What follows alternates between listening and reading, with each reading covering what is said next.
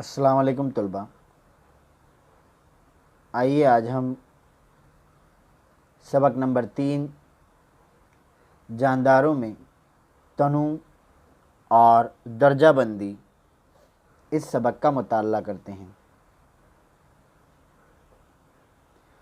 ज़मीन पर मुख्तलिफ़ मकामात के जुग़राफ़ी हालात में बहुत ज़्यादा फ़र्क पाया जाता है। इन मुख्तलिफ़ हालात में भी जानदार ज़िंदा रहते हैं। हम जिस जगह रहते हैं वहाँ के माहौल में अपने आप को ढाल लेते हैं। जानदारों में माहौल से मुताबिकत पैदा करने की सलाहियत पाई जाती है, इसलिए मुख्तलिफ़ किस्म के जानदार बाकी हैं। अज़ीज़ तलबा, आपने अब तक जो नबातात या जितने भी हैवानात देखे हैं, क्या वो एक जैसे ही हैं? हमारे अतराफ़ कई मकामात पर अलग अलग किस्म की नबातात पाई जाती हैं। कुछ नबातात घास की तरह छोटे तो कुछ ऊंचे डेरेदार होते हैं। कुछ नबातात पानी के अंदर तो कुछ पानी की सतह पर तैरते नज़र आते हैं। रेगिस्तान में भी कई तरह के नबातात नज़र आते हैं। इतना ही नहीं, एक ही किस्म की नबातात में भी हमें तनोउ नज़र आता है। जैसे गुलाब की मुख्तलिफ़ किस्में, मुख्तलिफ़ ज़ायक़ों के आम, चावल या गेहूँ की मुख्तलिफ़ किस्में। कुछ नबातात में तो जड़, तना या पत्ता नहीं पाए जाते, वो आम नबातात से मुख्तलिफ़ होते हैं। आइए हम नबातात में पाए जाने वाले तनों की मुताल्लिक़ मालूमात हासिल करें। नबातात के तग़ज़ियाती तरीक़े के बुनियाद पर नबातात की दो किस्में की गई है, खुद कफ़ील नबातात और गैर खुद कफ़ील नबातात। जो नबातात सूरज की रोशनी में अपनी ग़िज़ा खुद तैयार करते हैं, इन नबातात को खुद कफ़ील नबातात कहते हैं। जैसे नीम, नारियल, गुलाब, अनार वग़ैरह। इसी तरह कुछ नबातात अपनी ग़िज़ा खुद तैयार न करते हुए दूसरों से अपनी ग़िज़ा हासिल करते हैं। ऐसे नबातात गैर खुद कफ़ील नबातात कहलाते हैं। जैसे अमरबेल, कुकुरमुत्ता, फफूंद वग़ैरह। किरमखोर नबातात। आप तस्वीर में जिस पौधे को देख रहे हैं, ये नबातात ग़िज़ा के लिए कीड़े मकोड़ों पर मुनहसर होते हैं। ऐसे नबातात को किरमखोर नबातात कहते हैं। ये गैर खुद कफ़ील होते हैं। नबातात की साख्त। आम तौर पर नबातात के दो हिस्से होते हैं। ज़मीन के ऊपर का हिस्सा तना और ज़मीन के नीचे वाला हिस्सा जड़।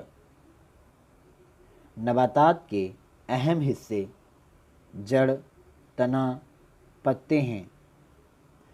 अफ़ज़ाइश नस्ल के लिए इनमें फूल आते हैं जो बाद में फल में तब्दील होते हैं। इन फलों से बीज हासिल होते हैं। इन बीजों से नया पौधा तैयार होता है। तना نباتات کی اونچائی اور ساخت کا انحصار تنے پر ہوتا ہے۔ تنا غذا کی تیاری، غذا کو پودے کے مختلف حصوں تک پہنچانا، غذا کا ذخیرہ کرنا، اور کچھ نباتات میں یہ افزائش نسل کا عمل انجام دیتا ہے۔ اس کے علاوہ وہ نباتات کے دیگر حصوں کو سہارا دیتا ہے۔ پھول نباتات کا سب سے خوبصورت حصہ ہے۔ وہ لمبے یا چھوٹے ڈنٹھل کے ذریعے تنے سے جڑا ہوا ہوتا ہے۔ پھول کا مخصوص رنگ اور ساخت ہوتی ہے۔ یہ افزائش نسل کا اہم وسیلہ ہے۔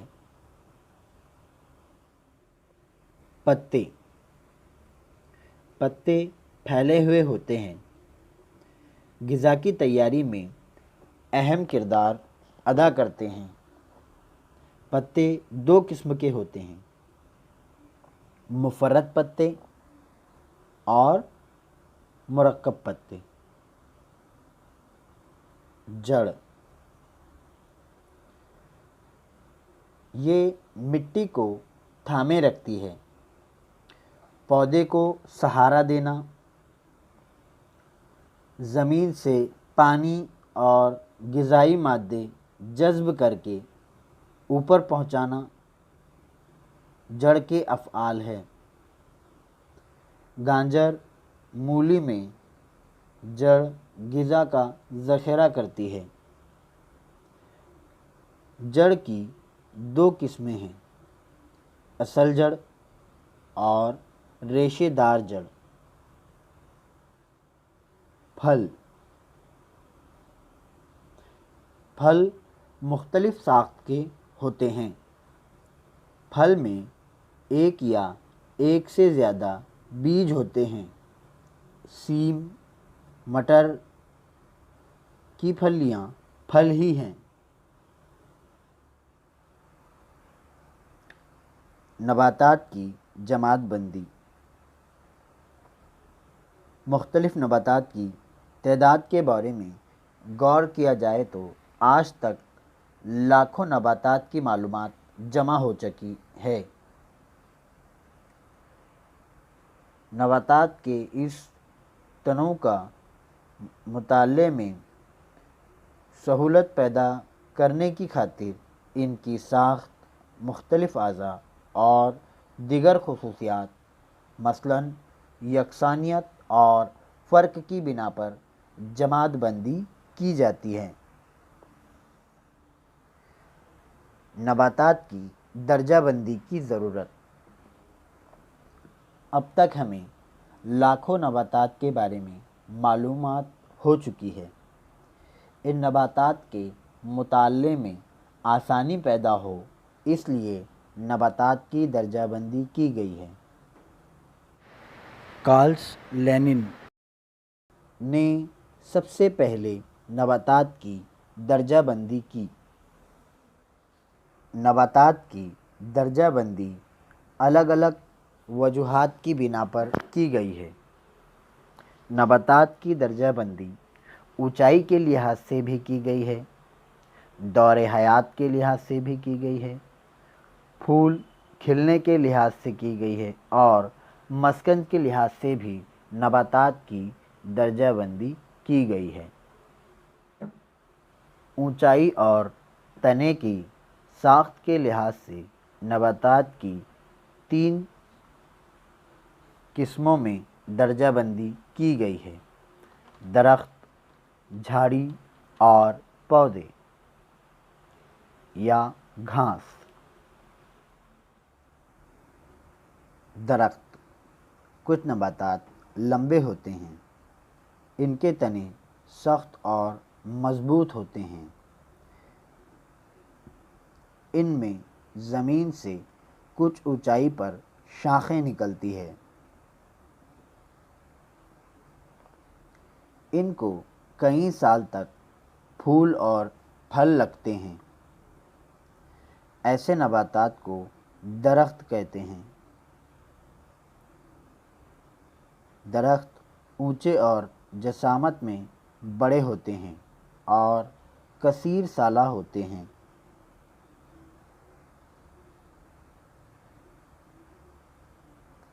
جیسے آم، برگد، املی وغیرہ کے درخت۔ جھاڑیاں۔ کچھ نباتات زمین سے لگ کر ہی نشو و نما کر پاتے ہیں۔ زمین کے قریب ہی ان میں شاخیں نکلتی ہے۔ درخت کی بنسبت ان کی اونچائی اور جسامت چھوٹی ہوتی ہے، لیکن ان کا تنا موٹا اور سخت ہوتا ہے۔ کنہری، جاسوندی، گھانیری، کورانٹی، گلاب بھی جھاڑیاں ہیں۔ جھاڑیاں زمین سے 2 سے 3 میٹر کی اونچائی تک بڑھتی ہے۔ پودے۔ پودے زمین سے 1 سے 1.5 میٹر تک ہی بڑھتے ہیں۔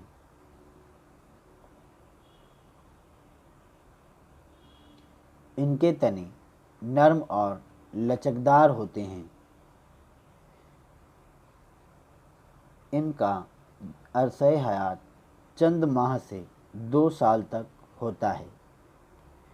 جیسے میتھی، پالک، سدا بہار وغیرہ۔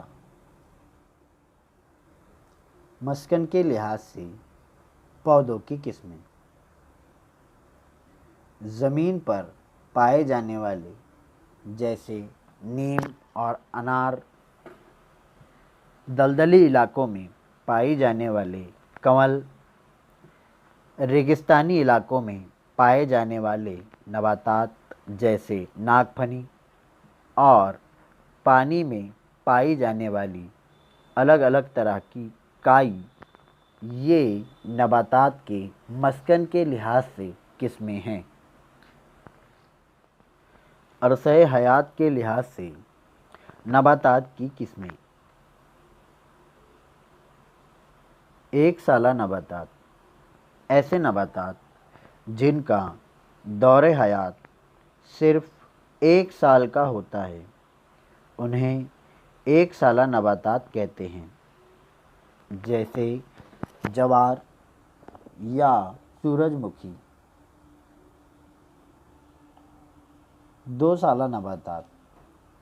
ایسے نباتات جن کا دور حیات 2 سال کا ہوتا ہے، انہیں 2 سالہ نباتات کہتے ہیں۔ جیسے گاجر، چقندر وغیرہ۔ کثیر سالہ۔ ایسے نباتات جن کا دور حیات کئی سال ہوتا ہے، انہیں کثیر سالہ نباتات کہتے ہیں۔ جیسے نیم اور آم۔ پھول کھلنے کے لحاظ سے نباتات کی 2 قسمیں کی گئی ہے۔ جن نباتات میں پھول آتے ہیں انہیں زہراوی نباتات کہتے ہیں، جیسے گلاب، کپاس وغیرہ۔ جن نباتات میں پھول نہیں آتے انہیں غیر زہراوی نباتات کہتے ہیں، جیسے فرن، منی پلانٹ وغیرہ۔ بیلیں۔ بیلوں کے تنے نرم اور لچکدار ہوتے ہیں۔ بیلیں کسی سہارے کے ساتھ بڑھتی ہے۔ کچھ بیلیں زمین پر ہی پھیل جاتی ہے۔ بیلوں میں تناؤ ہوتا ہے یا گھماودار اسپرنگ نما حصہ، جس کی وجہ سے وہ سہارے کی طرح لپکتی ہے۔ سہارے کی مدد سے بیلیں رفتار سے بڑھتی ہے۔ حیوانات میں تنوع۔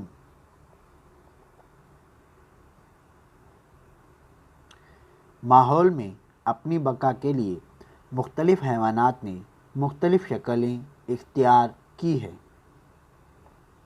نباتات کی طرح حیوانات کے جسم کی ساخت میں بھی تنوع پایا جاتا ہے۔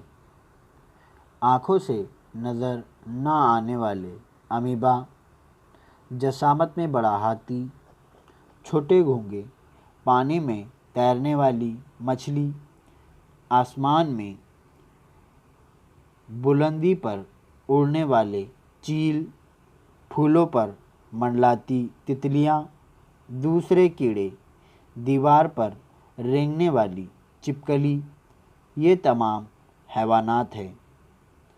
ان میں ہر ایک کی خصوصیات مختلف ہیں۔ حیوانات میں سر، گردن، دھڑ، دم اور حرکت کرنے کے لیے ہاتھ اور پیر جیسے اعضاء پائے جاتے ہیں۔ جسم کے مختلف افعال انجام دینے کے لیے مختلف عضوی نظام بھی ہوتے ہیں۔ اس تعلق سے بھی حیوانات میں تنوع پایا جاتا ہے۔ کھانے کے طریقے پر جانوروں کی درجہ بندی۔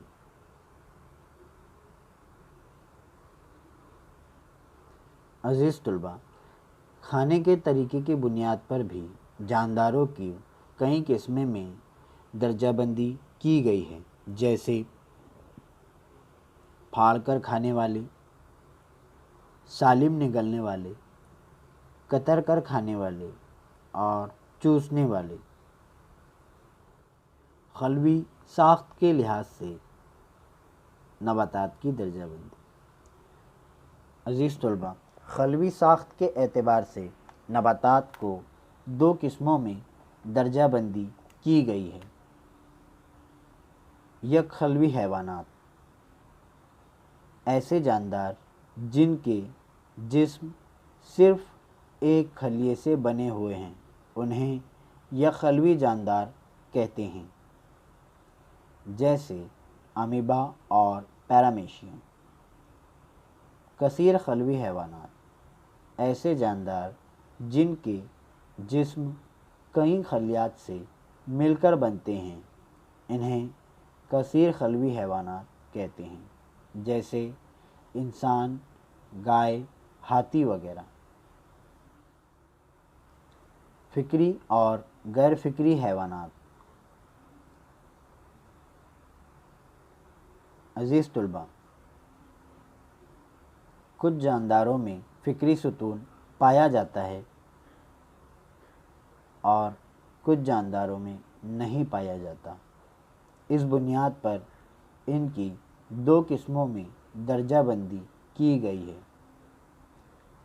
فکری حیوانات، جن حیوانات کے جسم میں ریڑھ کی ہڈی ہوتی ہے، ان حیوانات کو فکری حیوانات کہتے ہیں، مثلاً انسان، سانپ، مچھلی وغیرہ۔ غیر فکری حیوانات، جن حیوانات کے جسم میں ریڑھ کی ہڈی نہیں ہوتی، ان حیوانات کو غیر فکری حیوانات کہتے ہیں، جیسے گھونگھا، کیچوا، تتلی وغیرہ۔ عزیز طلباء، افزائش نسل کے لحاظ سے حیوانات کی دو قسموں میں درجہ بندی کی گئی ہے۔ کچھ حیوانات اپنے بچوں کو جنم دیتے ہیں، جیسے گائے کے بچڑے کی نشوونما گائے کے پیٹ میں ہوتی ہے۔ ایسے جانداروں کو بچہ زا کہتے ہیں۔ کچھ حیوانات انڈے دیتے ہیں، پھر اس میں چوزے نکلتے ہیں۔ ان حیوانات کو بیضہ زا کہتے ہیں۔ زیادہ تر پرندے بیضہ زا ہوتے ہیں۔ رہنے کی جگہ مسکن کے لحاظ سے حیوانات کی درجہ بندی 4 الگ الگ گروہ میں کی گئی ہے۔ زمین پر رہنے والے حیوانات کو زمینی حیوانات، پانی میں رہنے والے حیوانات کو آبی حیوانات ہوا میں اڑ سکتے ہیں، ایسے حیوانات کو فضائی حیوانات، اور اسی طرح کچھ جاندار ایسے بھی ہوتے ہیں جو زمین اور پانی دونوں جگہ رہ سکتے ہیں، ایسے حیوانات کو جل تھلی حیوانات کہتے ہیں۔